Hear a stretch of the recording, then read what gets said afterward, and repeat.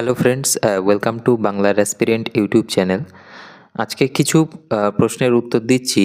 এর মধ্যে একটা প্রশ্ন আছে খুবই গুরুত্বপূর্ণ, যেটা এখন বিভিন্ন সোশ্যাল মিডিয়ায় ঘুরে বেড়াচ্ছে।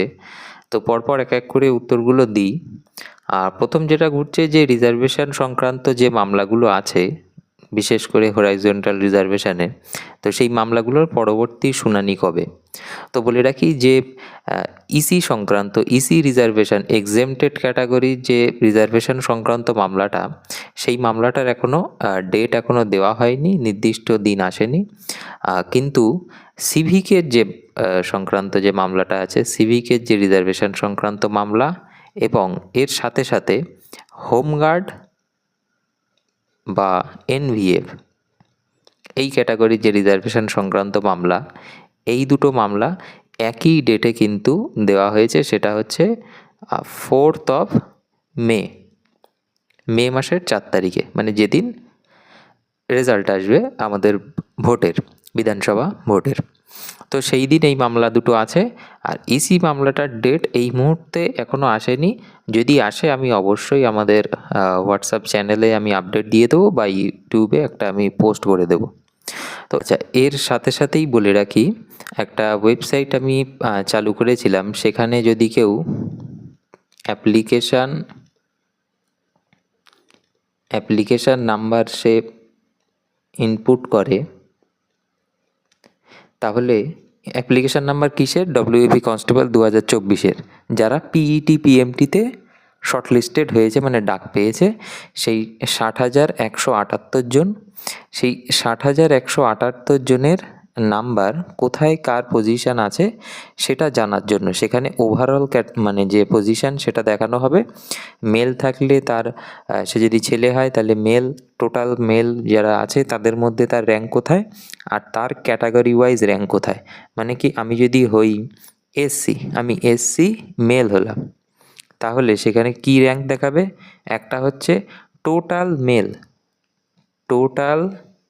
মেল ক্যান্ডিডেটদের মধ্যে তার কোথায় র্যাঙ্ক আছে সেটা দেখাবে, আর একটা এসসি মেলদের মধ্যে তার র্যাঙ্ক কোথায় আছে সেটা দেখতে পাবে।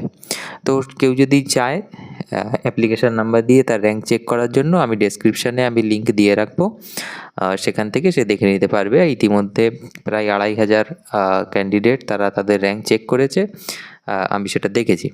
যাই হোক, যেটা মেন কথায় আসা যাক, প্রথমটা তো আমি উত্তর দিয়ে দিলাম, রিজার্ভেশন সংক্রান্ত মামলাগুলোর পরবর্তী শুনানি কবে আছে।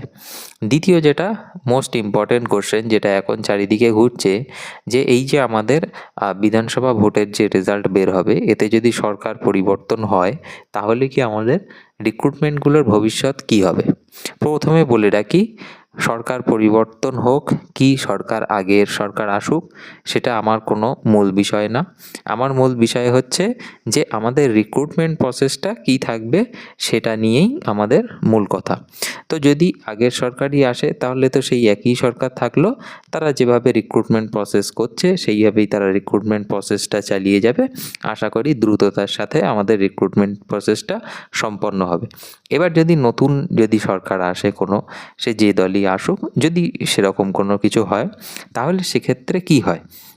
সেক্ষেত্রে আমি একটু বলে দিই। অনেকে আমি দেখছি বিভিন্ন হোয়াটসঅ্যাপ গ্রুপে তারা বলছে যে নাকি রিক্রুটমেন্ট ক্যান্সেল হয়ে যাবে, রিক্রুটমেন্ট নাকি স্থগিত হয়ে যাবে, এই ধরনের কথাবার্তা। তো প্রথমে বলি, কোনো রিক্রুটমেন্ট যখন চালু হয় সেখানে কিছু কিছু ধাপ থাকে, আমি একটু বলি। প্রথম ধাপটা কি হয়? প্রথম ধাপটা হয় একটা ড্রাফটিং করা হয়। একটা রিক্রুটমেন্টের আগে একটা ড্রাফটিং করা হয়। এই ড্রাফটিংটা কি? এই ড্রাফটিং হচ্ছে ডিপার্টমেন্টে, এই রিক্রুটমেন্ট হচ্ছে সেই ডিপার্টমেন্টে অ্যাকচুয়ালি কত ভ্যাকান্সি তাদের লাগবে, কত স্টাফ তাদের লাগবে, সেইটার একটা ড্রাফটিং করা হয়। এরপরে কি করা হয়? এরপরে 2 নম্বর যে কাজটা করা হয় সেটা হচ্ছে একটা গ্যাজেট নোটিফিকেশান প্রকাশ করা হয়। কি হয়? একটা গেজেট নোটিফিকেশান কিন্তু প্রকাশ করা হয়। এই গেজেট নোটিফিকেশান কী জিনিস? এই গেজেট নোটিফিকেশানে অ্যাকচুয়ালি কী থাকে? এই গেজেট নোটিফিকেশানে থাকে যে পোস্টটা তৈরি হচ্ছে, যে পোস্টের জন্য রিক্রুটমেন্টটা হবে, সেই পোস্টের ব্যাপারে থাকে। সেখানে কি কি এলিজিবিলিটি ক্রাইটেরিয়া সেটা থাকে। সেখানে এলিজিবিলিটি ক্রাইটেরিয়ার মধ্যে কি থাকছে, এজ লিমিট থাকছে, এডুকেশনাল কোয়ালিফিকেশান থাকছে, যদি ফিজিক্যাল রিকোয়ারমেন্ট থাকে সেটাও থাকছে। তো যেগুলো এলিজিবিলিটির মধ্যে আসবে সেই পোস্টের ক্ষেত্রে সেগুলো রাখা হচ্ছে। তো এইভাবে একটা গেজেট নোটিফিকেশান কিন্তু পাস করা হয়, সেটা প্রকাশ করা হয়। এরপরে কি হয়, এরপরে 3 নম্বর যে প্রসেসটা হয় সেটা হচ্ছে রিক্রুটমেন্ট নোটিফিকেশান আমাদের প্রকাশ করা হয়। রিক্রুটমেন্ট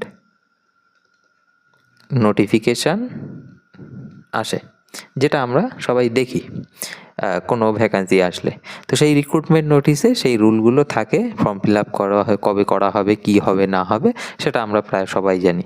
তারপরে চতুর্থ যে প্রসেস সেটা কি হয়, সেটা আমাদের অ্যাপ্লিকেশান স্টার্ট হয় এবং স্টার্ট থেকে আমাদের ফিনিশ অবধি, জয়নিং অবধি এটা সেই রুল অনুযায়ী চলে। তো এই যে ব্যাপারটা হয়, এই ব্যাপারটা কিন্তু একটা সরকারি নিয়ম মেনে কিন্তু এটা করা হয়। তো এখানে যে সরকারি আসুক না কেন, এটা কিন্তু তাকে সেই যে অনগোয়িং রিক্রুটমেন্টগুলো এগুলো কিন্তু তাদের অবশ্যই শেষ করতে হবে নিয়ম অনুযায়ী, যে নিয়ম অনুযায়ী এগুলো শুরু হয়েছে। তো এখানে কিছু সংস্থা থাকে, যেমন সাংবিধানিক সংস্থা, যেরকম আমাদের যদি স্টেটের কথা বলা হয় তাহলে পিএসসি একটা সাংবিধানিক সংস্থা। কিছু সরকারি সংস্থা থাকে, যেমন ডব্লিউবিপিআরবি আছে, এসএসসি আছে। তো এই রকম বিভিন্ন বোর্ড আছে, তারা নিজস্ব রিক্রুটমেন্ট রুল অনুযায়ী তাদের রিক্রুটমেন্টগুলো করায়।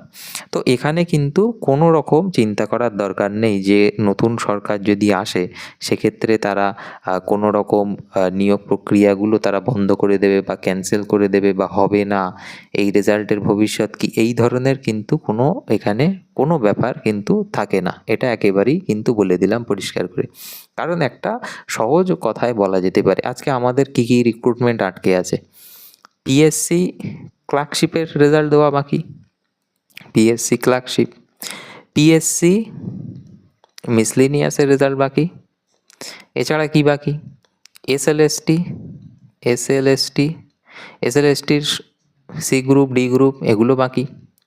পিআরবির কি বাকি, পিআরবির ক্ষেত্রে 2টো কনস্টেবল আছে, Kolkata police, West Bengal police, Kolkata পুলিশের এসআই, ওয়েস্ট বেঙ্গল পুলিশের এসআই। তো তোমার একটা সহজ বুদ্ধিতে কি মনে হয়, এই যে সব রিক্রুটমেন্ট, এই রিক্রুটমেন্টগুলো বাতিল হয়ে যাবে যদি সরকার পরিবর্তন হয়? এগুলো কোনো কিছুই না। এই নিয়ে আমি যা বলে দিলাম, আশা করি এরপরে আর কারোর মনে কোনো রকম সন্দেহ থাকবে না। তো এই প্রশ্নের উত্তরটা যেই করুক এবার, তোমার সেটা হোয়াটসঅ্যাপ গ্রুপে হোক বা কোনো তোমার দেখা হলে কোনো বন্ধু হোক, তাহলে এই কথাটা বলে দিও যে এই প্রসেসে এগুলো চলে, এই নিয়ে তার কোনো চিন্তা করার কোনো দরকার নেই। এবার যেটা আসছি যে আমাদের মেরিট লিস্ট কবে প্রকাশিত হবে। তো যেটা দেখা যাচ্ছে যে এখন কিছু কেস এই রিক্রুটমেন্টের ওপরে আছে। আর প্রথমত এই নতুন সরকার হলে কিছুদিন যায় একটা law and order situation control করতে। তো মেরিট লিস্টের কোনো খবর, অথেন্টিক কোনো নিউজ আমার কাছে বর্তমানে নেই। অন্য কারোর কাছে থাকতে হলে হয়তো থাকতে পারে, আমার কাছে এই ধরনের কোনো খবর নেই। মেরিট লিস্ট আশা করছি পুরনো সরকার আসুক, নতুন সরকার আসুক, যেই আসুক, সরকার গঠন হলে তারা অবশ্যই যে নিয়োগগুলো আছে তারা দ্রুততার সাথে স্বচ্ছভাবে তারা এই নিয়োগগুলো আশা করি কমপ্লিট করবে। আমরা সেই আশা তাদের কাছে রাখবো। ইডব্লিউএস সংক্রান্ত যে প্রশ্নটা, ইডব্লিউএস এর মামলাটা, সেটার পরবর্তী শুনানি কবে, সেটার শুনানি দেওয়া হয়েছে 18ই মে। 18ই মেতে কিন্তু ইডব্লিউএস মামলার শুনানিটা দেওয়া আছে। এইবার এই ইডব্লিউএস এর মামলার লাস্ট অর্ডার কপিতে কি বলা আছে, কেসের স্ট্যাটাস কি, অথবা রিজার্ভেশন সংক্রান্ত মামলা এদের কেসের স্ট্যাটাস কি, তো এইগুলোর কিন্তু আলাদা আলাদা ভিডিও কিন্তু আমার চ্যানেলে আছে। যার দেখার দরকার সে চ্যানেলটা একটু খুঁজলে বা চ্যানেলের ভিডিওগুলোতে গেলে সে অবশ্যই এইগুলোর ক্ষেত্রে কিন্তু সে দেখতে পাবে। তো রিজার্ভেশন সংক্রান্ত যেটা বললাম 4 মেতে আছে। ইসি সংক্রান্ত যে মামলাটা, তার এক্স্যাক্ট ডেট আমার এই মুহূর্তে আমার জানা নেই, যেই দেওয়া হবে আমি অবশ্যই জানিয়ে দেবো। ইডব্লিউএস সংক্রান্ত মামলাটা 18ই মেতে দেওয়া আছে। আর মেরিট লিস্ট প্রকাশের কোনো রকম অথেন্টিক নিউজ কিচ্ছু আমার কাছে জানা নেই, একমাত্র কে জানে, ডব্লিউবিপিআরবি এটা জানে। আর যেটা মেন ইম্পর্ট্যান্ট ছিল যে সরকার পরিবর্তন হোক কি পুরনো সরকার থাকুক, আমাদের রিক্রুটমেন্টগুলোর ভবিষ্যৎ কী সেটা আমি বিস্তারিতভাবে বললাম। ব্যাস এইটাই আজকের একটা ছোট্ট ভিডিও ছিল। কারো যদি ভিডিওটা ভালো লাগে অবশ্যই একটা লাইক করে দিও, আর চ্যানেলটা সাবস্ক্রাইব করে রেখো। কোনো রকম নতুন কোনো আপডেট আসলে, অথেন্টিক আপডেট আসলে আমি অবশ্যই এই চ্যানেলে জানাবো।